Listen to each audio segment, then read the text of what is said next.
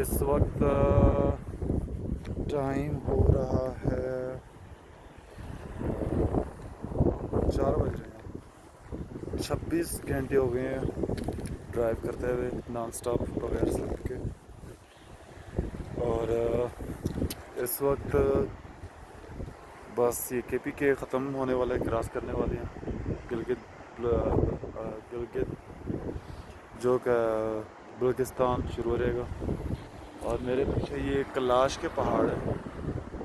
یہ وہ پہاڑ ہیں جن کے بارے میں مشہور ہے پریاں اور دیو ان علاقوں پر جو قابض ہیں. تو یہ کلاش کے وہ پہاڑ ہیں جن کے بارے میں مشہور ہے.